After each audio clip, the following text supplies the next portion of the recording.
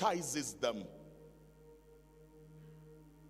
Others may clap for you. I will come and look at you and rate what you have done as your coach. If you're only 2%, I will tell you that you're even 1 point something percent. Because I want you to be better. I stimulate you on one side, strengthen you on one side, correct you on the other side. Love bears all things, believes all things. I've never doubted the words of my children when they come to speak with me. I believe them 100%. I don't doubt it. Love endures all things. That's the spirit in a family. If you want to keep a family, you endure all things. Your spouse may make several mistakes. You have to take your eyes off the mistakes. I've said this to every man: if you want to really enjoy your life and live long, close your eyes. Only open your eyes on good things. Every mistake, just close your eyes. Say you didn't see it. The reason why man seems to be dying faster is because they try to be looking at everything their wives have done. If you say you're going to be looking at it, everything, and you must put meaning to it, you must talk about it, yeah, you are gone. Somebody said that you think you can be better than God, that you can satisfy the woman. God gave them hair. They say it's no good. They carry long one, donkey on. God gave them wonderful eyebrow. They went to the thing, carry razor, scrape it, and started using pencil.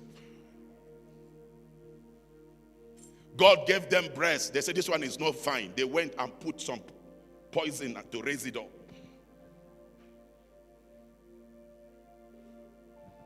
God gave them a wonderful bum. They said this one is not shaped enough. So they went. Some of them, before they go out of their room, they will go and put some things, and you think it is real. It is not.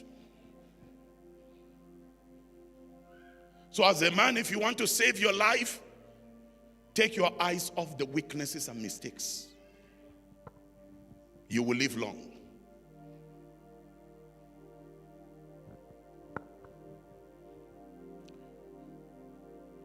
You must allow family. Thank you, Mai, for a moment. 1 Corinthians chapter 11, verse 3. But I want you to understand that the head of every man is Christ. 3 minutes, come back and give me this flute. The head of a wife is her husband, and the head of Christ is God. You see, the spiritual hierarchy. The head of every man is Christ. So, as a man, I pledge my allegiance to Jesus. I give report of my actions to Christ. I report myself on the things that I have not done or what I have done to my head. And I will give account of everyone that he has entrusted into my hand as a manager. That's why you see I'm not careless. As a man, you know there is your head that is watching over you, that you must give account of what you do. So the head of a wife is her husband. That is in the kingdom. You may find it something different outside, but not in the kingdom. For in the kingdom, the head of the wife is her husband. Your will is lost in your husband. Your way is lost in your husband. And the head of Christ is God. So you can see God, Christ, the father of the house, the mother of the house, the children of the house, the grandchildren, the great-grandchildren. You can see the flow. The family must be run in proper administration, proper leadership. Or else, you are inviting the enemy to deal with you. What makes the family successful is simple. Colossians chapter 3, verse 20. Colossians chapter 3, verse 20. So, obey your parents in everything. Just like Jesus said to me, if you say you are mine, the sign that you are mine is that you're obedient to what I say. For that is the thing that pleases the Lord.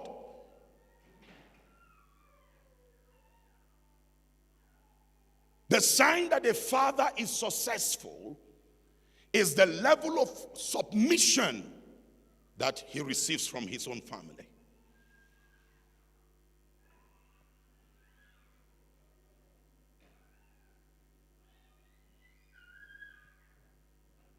The Bible says in 1 Timothy chapter 3 verse 4. 1 Timothy chapter 3 verse 4. Now see it in the words of this great wise man that God have raised for the church, Paul. He said he must manage his own household well. He must manage. That's administration. Family is not just waking up in the morning and everybody just does everything that they like doing. There must be structure, there must be system that works. He must manage his own household well, with all dignity, keeping his children submissive. The way you raise your family.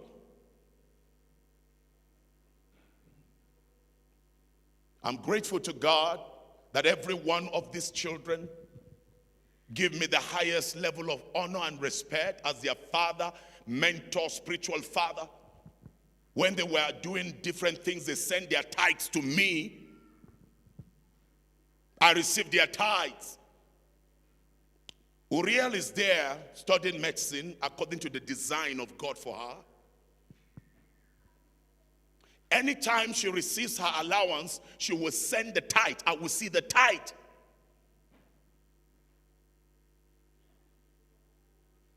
They are submissive.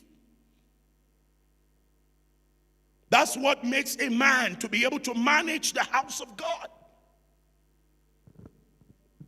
There are many of us preachers that are successful outside but failures inside. Public success and private failure. I know one thing in life I summarized before I got married. I have been a marriage counselor and all of that, helping many families. But I made up my mind that I will never be carried by the sentiment and the sympathy of followers. I must make sure that the first congregation I raise are my own family. What you put in them is what they will come out with.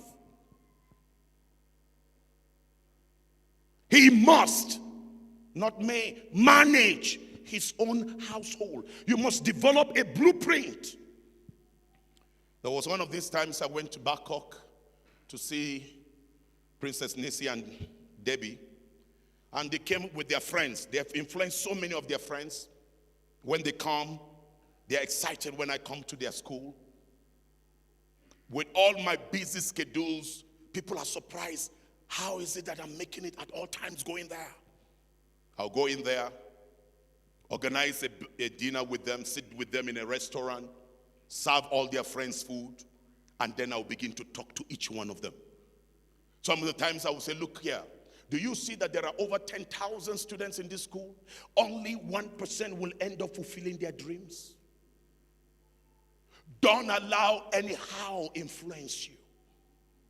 You are a unique seed. You must understand your assignment, that in this life there are several people that will come your way, but only 1% end up fulfilling what they are designed for.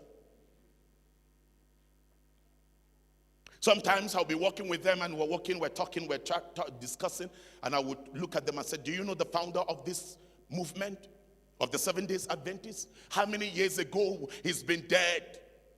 But generations are still keeping to his doctrines, to his disciplines and all of that. He's not here. But anytime I come with certain things that the school do not allow, they do not permit me to give it to you because of what their founder established. You must develop the patterns and the principles that should guide your family. If you have made mistake on your first generation, which are your children, don't make mistake on your grandchildren. So that you don't allow them to die as mediocres, struggling with people carrying certificate everywhere looking for job, struggling with people to be lost in the cloud and the struggles of this world. Define their lives. It takes management and administration to build and sustain the family. You must be calculative. You must be intentional. You must understand what steps they need to take for the future. There are things you can see that they don't see. That's why you're a leader. You are in front of them. You can see far. But there are things they don't see. There are some of the things when I told them they didn't see, they thought, oh my, that is very tough.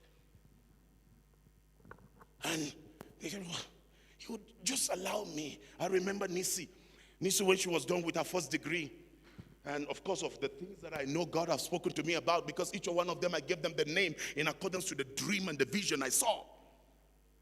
She finished her first degree. She wanted to become one of the journalists and new casting.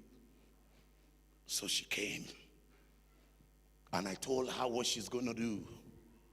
She cried.